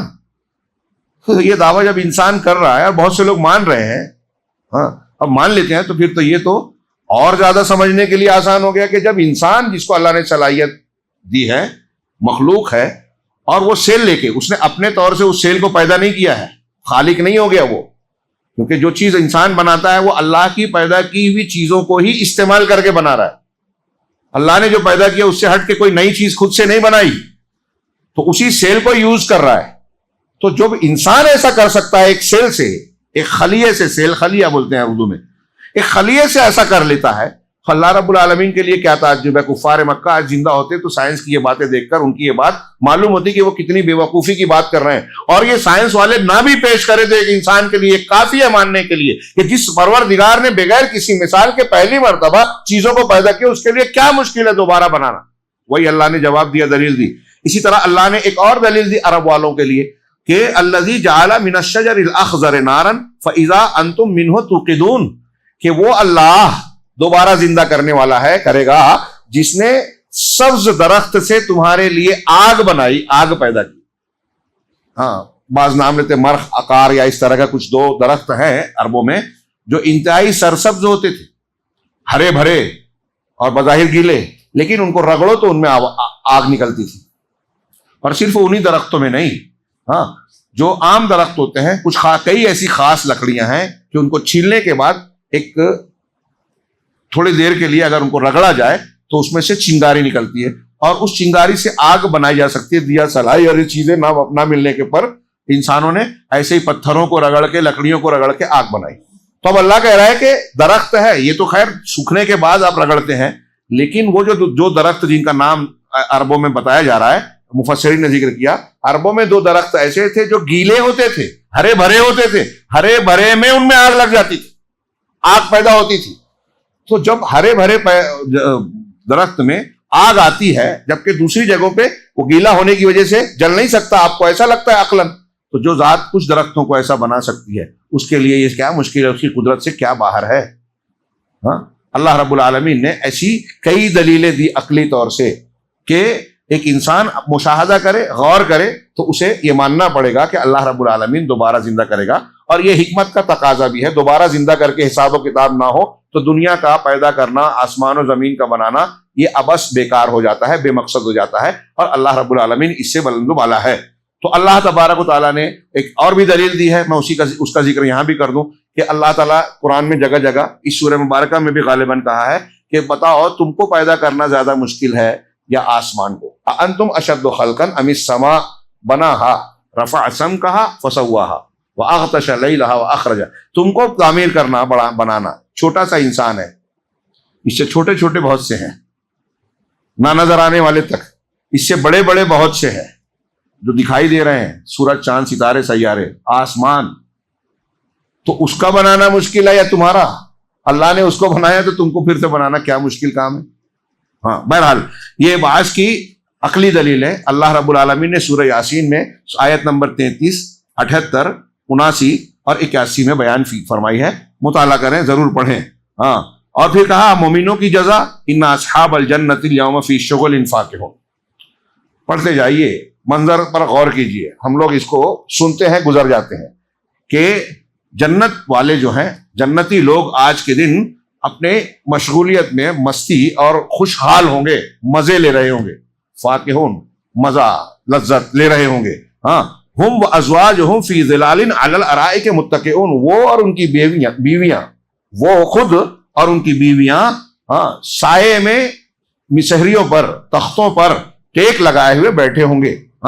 لہم فیہا فاکہہ ولہم ما یدعون، اس میں ان کے لیے طرح طرح کے میوے ہوں گے، طرح طرح کے میوے ہوں گے، اور ان کے لیے وہ چیزیں بھی ہوگی جو وہ چاہیں گے مانگیں گے.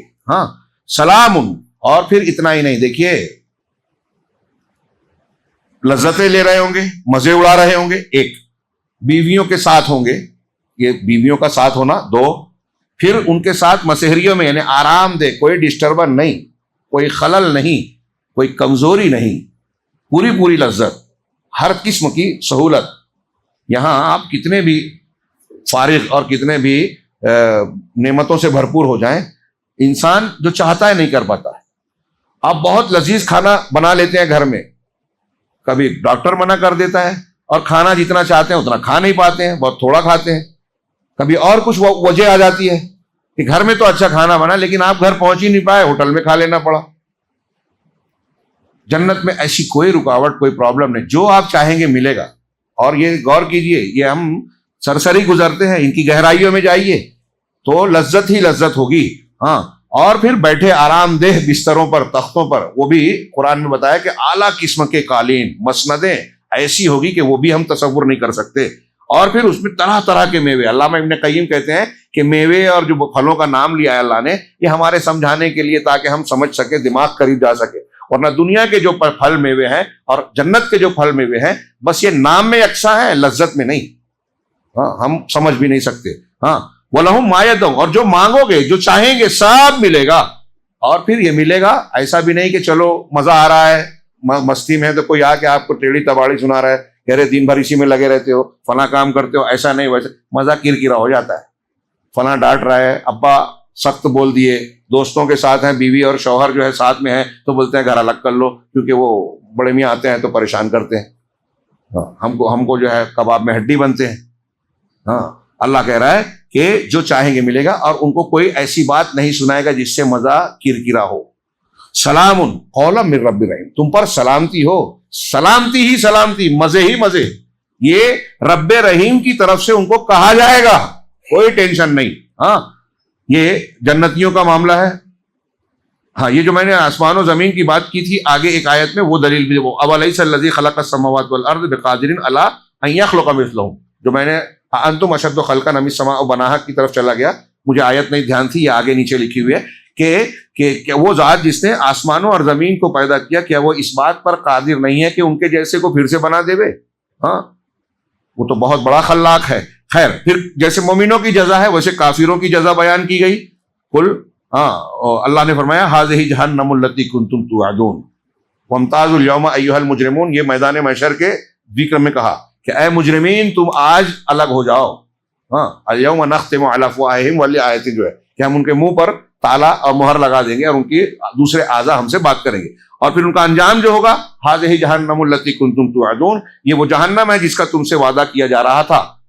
اصلوھا الیوم بما کنتم تکفرون، تم اس میں داخل ہو جاؤ اپنے کفر کے بدلے میں. کفر کرتے تھے، مانتے نہیں تھے نا اللہ کی رسول کی بات، تو جو جہنم میں جاؤ. اور پھر آگے اللہ نے کہا، معاف کیجیے، آگے ہے الیوم نختم علی افواہہم وتکلمنا ایدیہم وتشہد ارجلہم بما کانوا یکسبون. ذرا اس منظر کو غور کیجیے، اس کو سرسری نہیں پڑھنا چاہیے.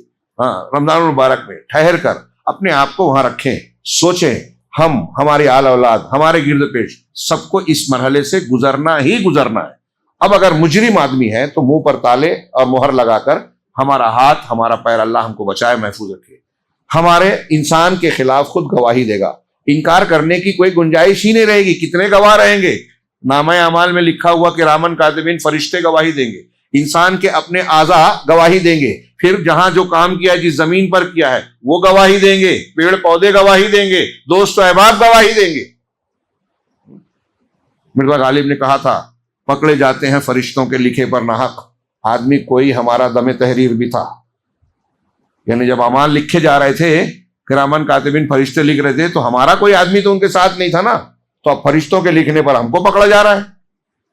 اگر مرزا غالب یا اس قسم کی مستی بھری شاعری کرنے والے یہ کلام پڑھ لیں تو ان کی بولتی بند ہو جاتی. یہ جرت نہیں کرتے کہ صرف فرشتوں کا لکھا نہیں. ایک تو وہ بھی قابل انکار نہیں ہوگا, آدمی خود انکار نہیں کرے گا کہ ہاں یہ غلط لکھا ہے, تو خود اس کی اپنی گواہی ہوگی, دوستوں کی, خود اس کے اپنے اعضا کی گواہی ہوگی.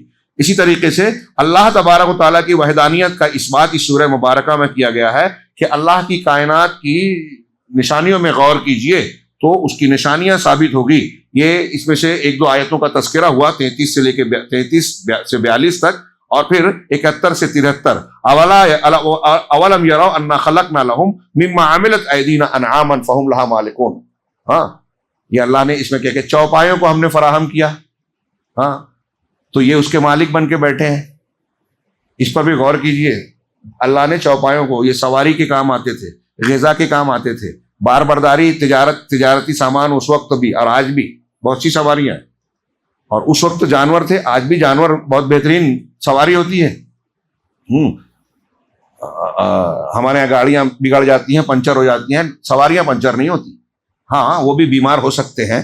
ہاں, ریگستان میں, پہاڑی علاقوں میں آج بھی وہی سب سے زیادہ کارگر ہوتے ہیں. اور بعض تو ایسے ہوتے ہیں جو انسان کے دوست اور ساتھی بن جاتے ہیں. گھوڑے, جنگ میں گھوڑے کہتے ہیں کہ سپاہی کی طرح گھوڑا بھی جو ہے وہ پیترے پکڑتا ہے. سامنے سے جو ہتھیار آ رہا ہے, کوئی گولا آ رہا ہے, تیر تفنگ آ رہا ہے, تو گھوڑا پیترے بازی کر کے اپنے سوار, اپنے مالک کو بچانے کی کوشش کرتا ہے. کیسی صلاحیت دی اللہ نے. ہاں, کتوں کو الگ صلاحیت دی, وہ کھایا نہیں جاتا, لیکن اس کے کیا کیا استعمال ہے, نگرانی, رکھوالی, اور آج پولیس اور جاسوسی کے کام آتا ہے. ہاں, اور اس طریقے سے اونٹ ریگستان کا جہاز کہا جاتا ہے, اس کے اندر الگ صلاحیتیں ہیں. جس علاقے کا جو جانور ہے اس علاقے کے انسانوں کی خدمت کے لیے بہترین چیز اللہ نے دی ہے, اور ملٹی پرپز, کثیر الفوائد, کثیر الاستعمال. تو کہا کہ تم اس کے مالک بنے بیٹھے. وَذَلَّلْنَاهَا لَهُمْ, ہم نے وَذَلَّلْنَاهَا لَهُمْ, ان کے لیے, انسانوں کے لیے ہم نے ان کو تابع بنا دیا. ان جانوروں کو, ہاتھی ہے, گھوڑا ہے, کتنی طاقت ہے, گائے بیل ہے, انسان کھینچ رہا ہے, انسان گرا رہا ہے, ذبح کر رہا ہے, اس پہ سواری کر رہا ہے, اس کو حکم دے رہا ہے, اس کو اپنا تابع بنا کے رکھ رہا ہے, ٹریننگ دیتا ہے. تو جیسی ٹریننگ دیا ویسا کام کرتے ہیں. اس سے کہیں زیادہ طاقتور ان کے تابع کر دیا. فَمِنْهَا رُكُوبُهُمْ وَمِنْهَا يَأْكُلُونَ, تو اس میں کچھ ان کی سواریاں ہیں اور کچھ ایسے ہیں جسے وہ کھاتے پیتے ہیں, یعنی اس کے گوشت سے فائدہ اٹھاتے ہیں. گوشت ہی نہیں, گوشت کو دوسرے اجزاء کو بھی استعمال کرتے ہیں, جیسے اس کی سینگ, اس کے چمڑے دوسرے پہننے اور کئی دوسرے کاموں میں آتے ہیں. دودھ استعمال ہوتا ہے. دودھ ایک ایسی چیز ہے جس کو کھانا بھی کہتے ہیں اور مشروب بھی کہتے ہیں. تو اور ہر دودھ کی الگ الگ خوبیاں ہیں, بیماریوں کا علاج بھی ہے اس میں, تو ہم نے وہ بھی دیا.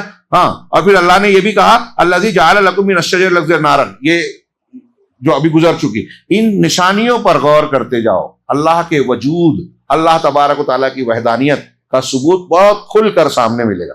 قرآن کی یہ باتیں اتنی صاف ہیں کہ ایک انسان موٹی عقل سے بھی ان پر غور کرے گا تو کم سے کم عقیدے کی باتیں, پیدا کرنے والے رب کی ربوبیت, اس کی رحمت, اس کے انعامات کو ضرور پہچان لے گا, اور اس کے شکر اور بندگی کے طور پر اس کے سامنے جھکنے پر مجبور ہو جائے گا.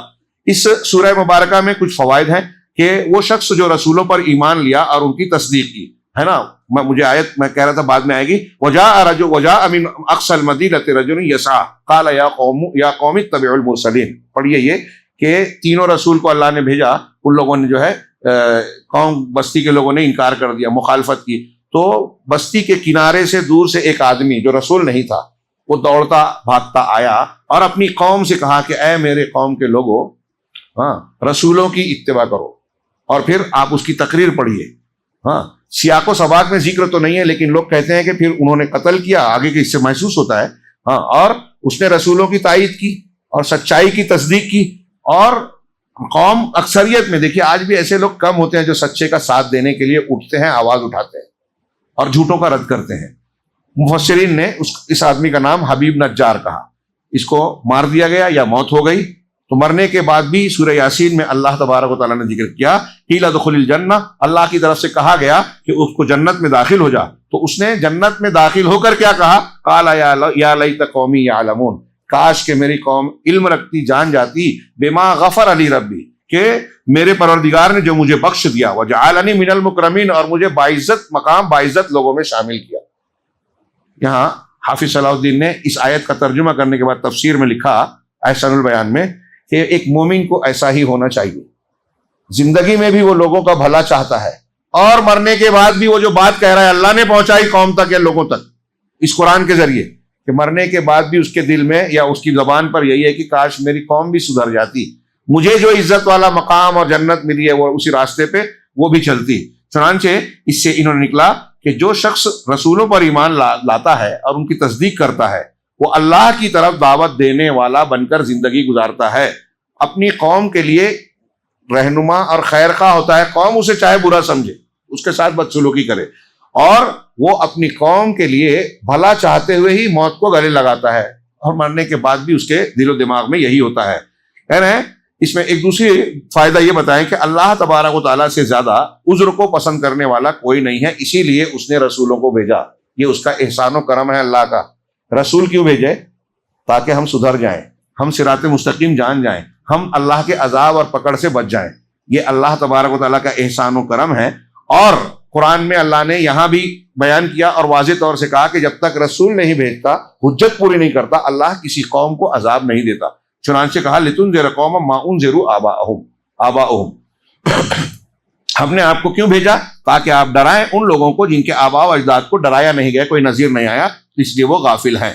ہاں، اسی طریقے سے اس سورہ مبارکہ میں اللہ نے ذکر کیا وَآیَةٌ لَهُمْ أَنَّا حَمَلْنَا ذُرِّيَّتَهُمْ فِي الْفُلْكِ الْمَشْحُونِ، ان کے لیے یہ بھی ایک نشانی ہے کہ ہم نے ان کو سامان وغیرہ سے لدی پھندی کشتیوں میں سوار کیا۔ کچھ لوگوں نے کہا کہ حضرت نوح علیہ السلام اور ان کے ساتھیوں کو سوار کیا، جو نوح علیہ السلام کے ساتھ کشتیوں میں سوار تھے، آج پوری دنیا کے وہی جد امجد اور باپ ہے، انہی کی نسل ہے سب، تو ان کو اس پر سوار کیا۔ تو یا یہ مانا یا وہ مانا، خلقنا لہم من مثلہ وخلقنا لہم، یہ میں اس آیت کے اس ٹکڑے کو بیان کرنا چاہتا ہوں، وخلقنا لہم من مثلہ ما یرکبون، اور ہم نے اسی کے جیسی کچھ اور بھی چیزیں ان کے لیے پیدا کی جس پر پیدا کرتے ہیں، کی ہے اور کریں گے، جس پر وہ سواری کریں گے۔ اس آیت کی تفسیر میں علماء نے کہا کہ اب اس زمانے میں قرآن جب نازل ہوا کہ اللہ کہہ رہا ہے کہ جو گھوڑے، اونٹ اور یہ جو جانور تم کو دیے ہیں، اس کے علاوہ بھی اللہ تمہارے لیے ایسی چیزیں پیدا کر رہا ہے، جس سے تم ایسی چیزیں پیدا کر رہا ہے جو بناؤ گے، ایسی سواریاں بناؤ گے،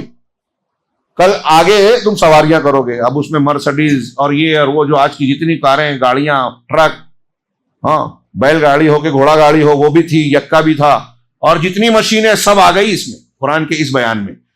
اسی طریقے سے اللہ تبارک و تعالیٰ نے کہا کہ مومن المؤمن قوی باخوانہ، کہ مومن اپنے بھائیوں کے ساتھ طاقتور بنتا ہے، اس لیے کہ یہ ایک مومن دوسرے مومن کے لیے جو ہے مددگار بنتا ہے۔ جیسے وہ آدمی آ کے رسولوں پر ایمان لانے کی بات کر رہا ہے، تو اپنے دو رسولوں کے ذریعے سے اللہ نے کہا کہ تیسرے کے ذریعے سے ہم ان کو طاقت دی، تو ایک مسلمان کو دوسرے مسلمان کا دست و بازو بننا چاہیے۔ ہاں، چوتھا مضمون کہ کائنات کی نظام کی باریکی اور دقت اور اللہ تبارک و تعالیٰ کی ترتیب کا کمال اللہ تبارک و تعالیٰ نے سورہ مبارکہ میں ذکر کیا، وَالشَّمْسُ تَجْرِي لِمُسْتَقَرٍّ لَهَا، سورج اپنے مستقر، اپنے طے شدہ راستے پر چلتا ہے، بھاگتا ہے، جاری رہتا ہے، رواں دواں رہتا ہے۔ مستقر کا دو معنی کیا اہل علم نے، ایک مستقر یہ جو جائے قرار، اور ایک مستقر اس کا محور و مدار، یعنی سورج کی ایک گردش ہے محوری، اپنے آپ گھومتا ہے، ایک ہے مداری، یہ فلاں کے گرد اور پورا لمبا چوڑا، تو محوری اور مداری یعنی اپنے مستقر اللہ تعالیٰ نے جو اس کے لیے قرار کی جگہ بنا دی، وہ اسی پر گھومتا ہے، اسی پہ چلتا ہے، اس سے ادھر ادھر نہیں ہوتا۔ سوچئے، اس سے آگے پیچھے نہیں ہوتا سورج۔ سائنس والے، فلکیات والے کہتے ہیں کہ سورج جہاں ہے اس سے اگر آدھا فاصلہ کم ہو جائے تو اس دنیا کی ساری جاندار چیزیں ختم ہو جائے، جل جائے، اور جتنی دور ہے اس سے آدھا فاصلہ اور دور ہو جائے تو ساری چیزیں جم جائے، نشو نما نہیں پائیں گے۔ سورج کی روشنی زندگی کے لیے بہت ضروری ہے، پیڑ پودوں کی، انسانوں کی، جانوروں کی، سب کی۔ ماحولیات کے لیے کتنا ضروری ہے، اس میں کیا کیا شعاعیں ہیں، الٹرا وائلٹ ہے، یہ ہے وہ ہے، دنیا کی بات، دنیا کی 9 یا 7 قسم کی شعاعیں۔ تو بہرحال سورج کو اللہ نے ایک خاص جگہ پر مقرر کیا اور اس خاص راستے پہ چلتا ہے، اس چلنے کی وجہ سے دن اور رات کا نظام چل رہا ہے، اس میں انحراف نہیں ہوتا، یہ چاند سے ٹکراتا نہیں، دوسرے ستاروں سیاروں سے ٹکراتا نہیں۔ غور کیجئے اس پہ، اس سے سال مہینے بن رہے ہیں، دن اور رات بن رہے ہیں، اللہ نے جو راستہ مقرر کیا اس سے کوئی انحراف نہیں کرتا۔ اگر اس کو بنانے، چلانے اور نظام دیکھنے والا کوئی نہیں ہوتا تو کیا ایسا ممکن تھا؟ والشمس تجری لمستقر لها والقمر، وہ مستقر لها، والقمر قدرناها ذالک تقدیر العزیز العلیم، یہ غالب علم والے کا ٹھہرایا ہوا اندازہ ہے، دنیا کی اور اللہ کے علاوہ کوئی طاقت یہ نہیں کر سکتی۔ والقمر قدرناہ منازل حتی عاد کالعرجون القدیم، اور ہم نے چاند کی کچھ منزلیں مقرر کر رکھی ہیں، متعین کر رکھی ہے، اس کا اندازہ ٹھہرا رکھا ہے، پھر وہ یہاں تک کہ وہ کھجور کی پرانی ٹہنی کی طرح لوٹ آتا ہے، سوکھ جاتا ہے۔ چاند کی 8 منزلیں، پورے مہینے میں 8 منزلیں، ہر روز وہ 1 منزل آگے ہوتا ہے، اور مہینے میں 1 یا 2 دن غائب رہتا ہے، وہ کیا اماواس اور کیا کیا کہتے ہیں، تو 8 منزلیں ہیں، اور پھر وہ موٹا ہوتا ہے، پتلا ہوتا ہے، سورج کی روشنی اور جو بھی نظام بنایا اللہ نے چاند کی روشنی پڑنے اور سایہ پڑنے کے نتیجے میں جو دکھائی دیتا ہے، تو عاد کالعرجون القدیم، جو پہلی تاریخ کا دوسری تاریخ کا چاند ہوتا ہے تو کھجور کی پرانی سوکھی ہوئی ٹہنی کی طرح ہو جاتا ہے۔ اللہ نے کہا ہاں للشمس ينبغي لها ان تدرك القمر، سورج کے لیے یہ روا نہیں ہے کہ وہ چاند کو پکڑ لے، ہاں ولا القمر ولا الليل سابق بالنهار ولا الليل سابق بالنهار، صحیح پڑھا میں نے؟ بالنهار ہے، النهار ہے، سابق النهار، اور نہ ہی سابق النهار، اور نہ ہی رات دن سے آگے بڑھنے والی ہے۔ رات اور دن کا، سورج اور چاند کا جو اندازہ اور جو راستہ اللہ نے مقرر کر دیا، اس سے 1 انچ بھی ادھر ادھر آگے پیچھے نہیں ہوتے۔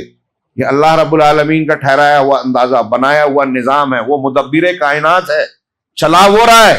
ہاں ذالکا کہہ رہے ہیں، اور پھر آگے اللہ نے کہا کہ کل فی فلک یسبحون، یہ ساری چیزیں آسمان میں تیر رہی ہیں۔ ہاں وقت زیادہ ہو رہا ہے، میں 11 تک ختم کر دینا چاہتا تھا آج، کہ ہر چیز تیر رہی ہے، سورج چاند ستارے۔ عیسائیوں کا عقیدہ تھا کہ زمین نہیں گردش کر رہی ہے، اس لیے کہ اس زمین پر اللہ نے حضرت عیسیٰ کو بھیجا، جن کو وہ کہتے ہیں کہ اللہ کے بیٹے تھے، نعوذ باللہ۔ گلیلیو کو اسی لیے سزا دی کہ اس نے کہا کہ نہیں ہم نے دیکھا کہ یہ بھی گردش کر رہی ہے، سورج چاند ساری چیزیں گردش کر، یہ قرآن نے 1400 سال پہلے کہا کہ کائنات میں جتنے بھی ستارے سیارے ہیں سب گردش کر رہے ہیں، رواں دواں ہیں، ایک جگہ کوئی نہیں ہے۔ ہاں اللہ تعالیٰ نے اس کے ذریعے سے نظام بنایا۔ اب چاند کے جو منازل ہیں 28، اسی کے ذریعے سے، اور سورج کے جو مستقر ہیں اس کے ذریعے سے دن اور رات، مہینے، سال بن رہے ہیں، حساب کتاب بن رہے ہیں، اجالا اور اس سے کیا کیا ہوتا ہے۔ اور پھر اس کے علاوہ ایک چیز رہ گئی کہ میں نے 2 مستقر کا 2 معنی، ایک مستقر کا معنی یہ بھی ہے، بخاری وغیرہ میں ایک روایت ہے جو عقلی اعتبار سے ہماری سمجھ کے باہر ہے۔ اللہ کے رسول صلی اللہ علیہ وسلم کا فرمان ہے صحیح بخاری کی کہ ابو ذر سے کہا کہ جب سورج ڈوبتا ہے تو بتاؤ کہاں جاتا ہے سورج، تو انہوں نے کہا کہ اللہ اور رسول بہتر جانتے ہیں، تو انہوں نے کہا کہ یہ سورج جاتا ہے ڈوبنے کے بعد اللہ کے عرش کے نیچے جا کر سجدہ کرتا ہے، اور پھر دوبارہ طلوع ہونے کی اجازت طلب کرتا ہے، ہاں تو اس کو اجازت دی جاتی ہے، وہ پھر طلوع ہوتا ہے۔ اور قریب ایک زمانہ آئے گا کہ وہ سجدہ کرے گا لیکن اس سے قبول نہیں کیا جائے گا، اس سے وہ اجازت طلب کرے گا تو اسے اجازت نہیں دی جائے گی۔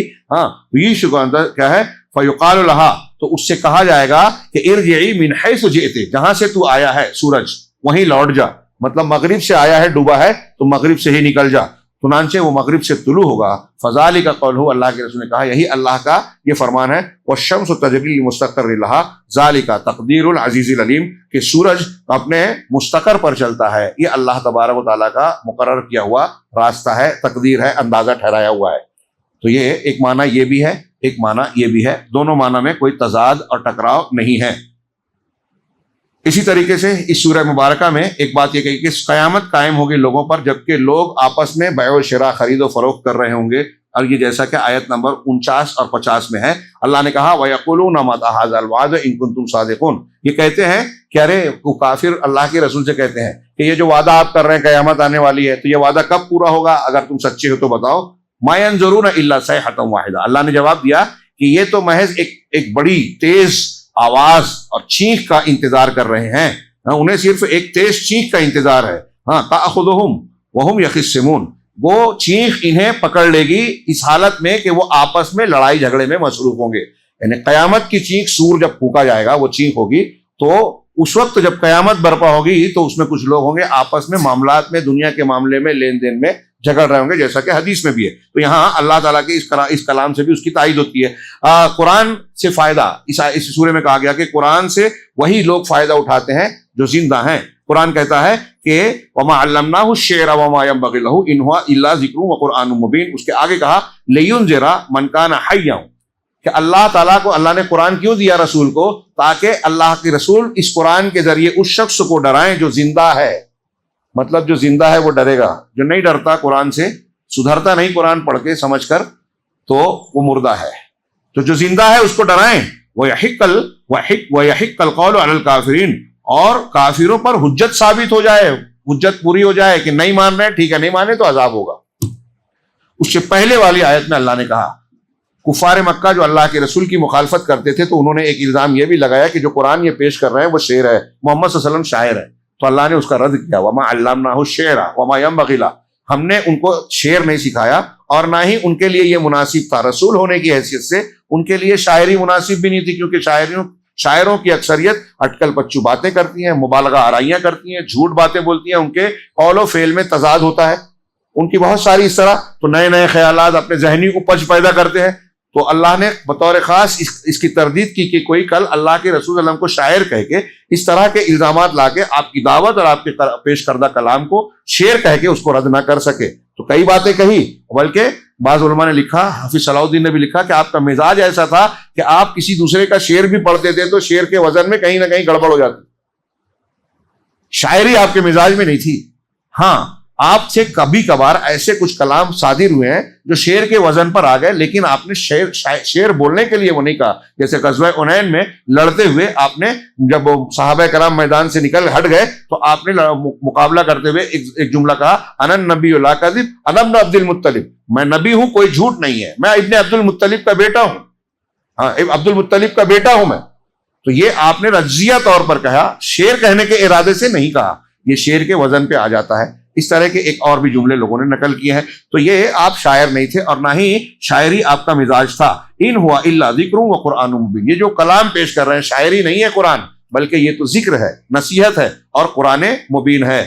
اب یہاں اللہ شیخ نے سورہ یاسین اور دوسری صورتوں کو ملا کر یہ بیان کیا کہ جو سور میں پھونکا جائے گا اسرافیل علیہ السلام کے ذریعے سے اللہ حکم دے گا, تو یہ سور دو نفخے ہوں گے. پہلے نفخے پر سارے زندہ لوگ مر جائیں گے, ایک لمبا عرصہ ہے جو اللہ جانتا ہے کتنا ہوگا.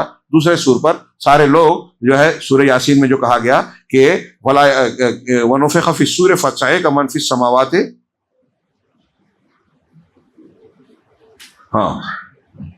من فی السماوات ومن فی الارض الا من شاء اللہ ثم نفخ فیہ اخری فاذا هم قیام ینظرون, کہ پہلے سور میں سب مر جائیں گے پھر دوسرے لوگ قیام ہوں گے. یہ سورہ یاسین کی جو آیت ہے اس میں یہ ہے کہ سب لوگ گھبرا کر فاذا هم, وہ ہے نا کہ کس نے مرقدنا, کون ہے جس نے ہم کو ہماری آرام گاہ سے پھر سے بیدار کر دیا. سورہ یاسین کی آیت ہے, مجھے آیت دھیان نہیں آ رہی ہے, کہ کون ہے جس نے بیدار کر دیا. اور جیسے ہی سور پھونکا جائے گا وہ اپنی قبروں سے نکل کر تیزی سے بھاگیں گے. یہ آیت فلا یستطیعون توصیۃ ولا الی اہلہم یرجعون ونفخ فی الصور فاذا هم من الاجداث الی ربہم ینسلون, کہ جب ایسی معاملہ موت کا آئے گا تو اس وقت کوئی بھی انسان, آپ اور ہم, نہ اس وقت کسی کو وصیت کر سکیں گے نہ اپنے گھر والوں کی طرف لوٹ پائیں گے. بہت دعوت دے رہے ہو کہ کب آئے گا, موت کب آئے گی, قیامت جب وہ آئے گی تو تم کو کچھ موقع ہی نہیں ملے گا کہ بچ جاؤ, کچھ کہہ دو بال بچوں سے, یا اپنے گھر والوں کی طرف لوٹ جاؤ. اور پھر یہ تو موت کے وقت کا, اور جب سور میں پھونکا جائے گا تو اپنی قبروں سے تیزی سے دوڑ پڑیں گے. یہ سورہ یاسین کے ضمن میں کچھ باتیں عرض کی. اور اس میں ہدایات ہیں, اور میں نے اس میں کوشش کی کہ ابتدائی باتوں میں آج جو صرف اس سورے کو رکھا کہ سورہ یاسین سے متعلق بہت ساری غلط روایتیں اور کئی بدعتیں رائج ہیں, تو ان کی طرف توجہ دلا جائے. حروف مقطعات سے متعلق یاسین کے بارے میں بھی کچھ انحراف ہے, ہم اس کو بہت بڑی گمراہی نہیں کہیں گے, بعض روایتیں یا بعض اقوال ہیں, لیکن جو بدعات اختیار کی جاتی ہیں اور پھر مرنے کے وقت اس سے جو فائدہ سمجھا جاتا ہے کہ اس کو پڑھنے سے آدمی کے لیے مشکلات, اور پھر کچھ روایتیں یہ بیان کرتے ہیں کہ آپ کو اگر کوئی مشکل ہے, شادی میں دقت آ رہی ہے, آپ شادی کرنا چاہتے ہیں اور دقت آ رہی ہے تو سورہ یاسین پڑھ لیجئے, آسان ہو جائے گی. یہ چیزیں اللہ کے نبی صلی اللہ علیہ وسلم سے ثابت نہیں ہیں, جو ثابت ہے وہی اختیار کرنا چاہیے. اللہ تعالی ہمیں قرآن سمجھنے اور اس پر عمل کرنے کی توفیق عطا فرمائے, اس کو ہمارے دل کی بہار بنائے اور ہمارے غم و اندوہ کو دنیا کے بھی اور آخرت کے بھی دور کرنے کا ذریعہ بنائے. وآخر دعوانا ان الحمد للہ رب العالمین وصلی اللہ علی نبینا محمد.